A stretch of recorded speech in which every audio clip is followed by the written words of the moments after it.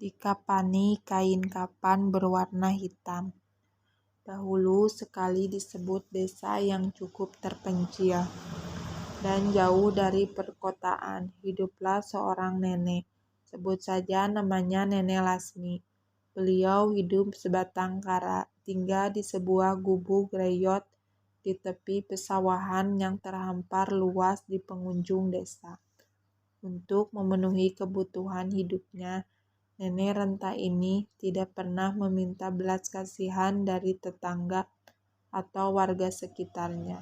Dengan tenaga yang tersisa di usia senjanya, ia kadang mencari kayu bakar, mencari tanaman kangkung liar, atau menjadi seorang buruh cuci untuk mendapatkan uang guna sekedar memenuhi kebutuhan hidup dan makan sehari-hari. Namun dikarenakan faktor usia membuat tenaganya makin lama semakin melemah. Beliau tidak kuat lagi untuk menjadi buruh cuci dan bahkan belakangan sering sakit-sakitan. Namun walaupun kondisinya demikian, rasa empati atau kepedulian warga sekitar nyaris tak ada. Entah kesalahan apa yang telah diperbuat nenek renta ini.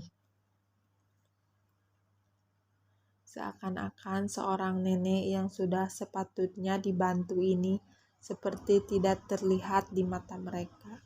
Jangankan obat-obatan dokter, obat tradisional seperti barang mewah dan barang putih pun nyaris tak pernah terbeli. Sedangkan asupan makanan dari hari ke hari semakin berkurang. Ditambah usianya yang tidak muda lagi. Hingga akhirnya nenek tua ini menghembuskan napas terakhirnya dalam kesunyian. Meninggal tanpa seorang pun yang menemaninya, hanya gubuk reyot tempat satu-satunya yang setia meneduhi dirinya sampai akhir menutup mata dan nyawa meninggalkan raganya yang lemah.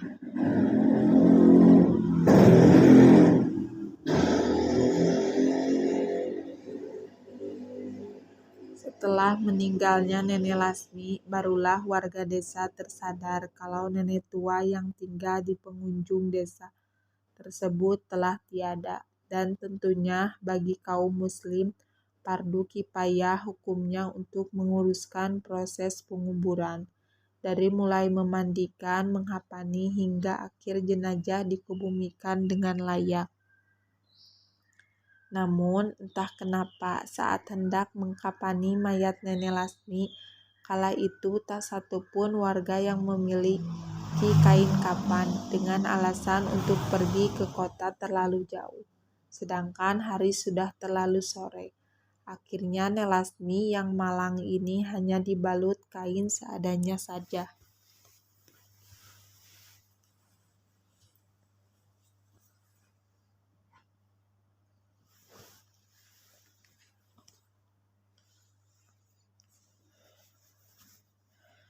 Bahkan kain itu tak berwarna putih seperti kain pada umumnya, melainkan bisa dibilang agak hitam. Ya, mayat Nenek Lasmi dikafani dengan kain berwarna hitam. Astagfirullahaladzim, mereka tak menyadari jika perbuatan mereka salah dan akan menuai masalah di kemudian hari. Setelah prosesi penguburan jenazah Nenek Lasmi selesai, semua pelayat pun pulang ke rumah masing-masing tanpa berpikiran macam-macam.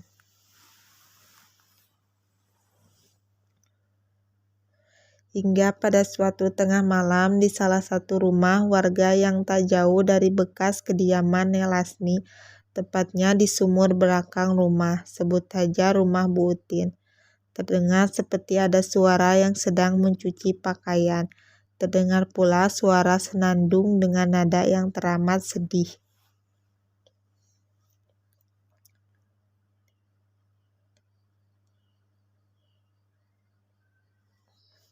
Nyeseh lawon hideng hayong jadi bodas, nyuci kain hitam ingin jadi putih.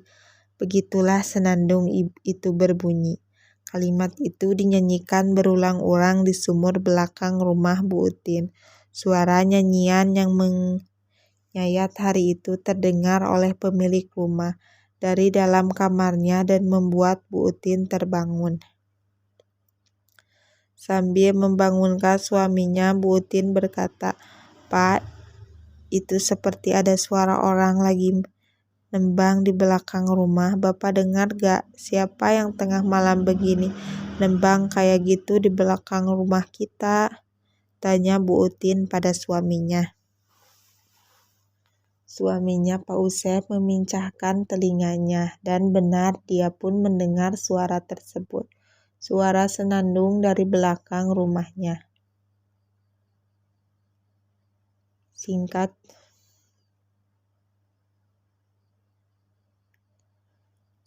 cerita, mereka berdua pun mencari sumber suasana tengah malam itu. Dan persis di pintu belakang yang menuju sumur, suara itu semakin terdengar jelas, diiringi oleh suara air layaknya orang yang sedang mencuci pakaian. Demi menghilangkan rasa penasaran, karena ia tahu siapa gerangan orang yang bernyanyi tengah malam di sumur mereka. Akhirnya Pak Usep dan Bu Utin mengintipnya dari sela-sela dinding pintu belakang yang sedikit renggang. Namun apa yang mereka lihat itu kala. Ibu Utin dan Pak Usep melihat sosok seorang nenek dengan rambut putih terurai berantakan, wajah menyeringan serem dan menatap tajam penuh kebencian ke arah mereka berdua. Seakan sosok itu tahu bahwa Pak Usep dan Bu Utin sedang memperhatikan dari balik pintu. Pak Usep dan Bu Utin sangat mengena percis siapa yang mereka lihat. Ya, itu adalah Nenek Lasmi yang dikuburkan beberapa hari yang lalu. Tanpa pikir panjang, mereka berdua lari tunggang langgang masuk kembali ke dalam kamar dan langsung mengunci diri bersembunyi selimut. Semenjak kejadian itu, gemparlah di desa mereka kalau arwah Nenek Lasmi gentayangan dan selalu mengganggu warga sekitar. Hampir setiap malam di setiap sumur dan kamar mandi warga tak luput didatangi oleh arwah nenek itu sambil bersenandung dengan wajah yang menyeramkan. Mungkin arwah nenek itu tak tenang karena merasa diperlakukan tidak baik dengan dikuburkan menggunakan kain kapar berwarna hitam. Hampir 40 malam lamanya arwah Nenek Lasmi datang meneror warga sekitar desa dengan nyanyian menyayat hati yang memilukan, seakan-akan meminta agar kain kapan yang membalut dirinya itu digantikan dengan yang semestinya. Bahkan gangguan itu sampai terdengar keluar desa. Juga warga sekitar yang agak jauh dan tidak tahu menau mengenai hal ini pun ikut terkena imbasnya, karena selama 40 hari bisa dikatakan hampir semua rumah warga didatangi, walau jauh dari kediaman Nenek Lasmi. Saking gemparnya sampai ada beberapa warga yang terpaksa mengungsi ke rumah saudara mereka di luar desa, karena saking takutnya didatangi arwah Nenek Lasmi. Dan ini akhirnya terdengar sampai ke telinga seorang pemuda alim yang baru saja keluar dari pondok pesantren. Secara kebetulan ia mendengar cerita perihal teror mengenai arwah Nenek Lasmi dari obrolan orang-orang kedai kopi.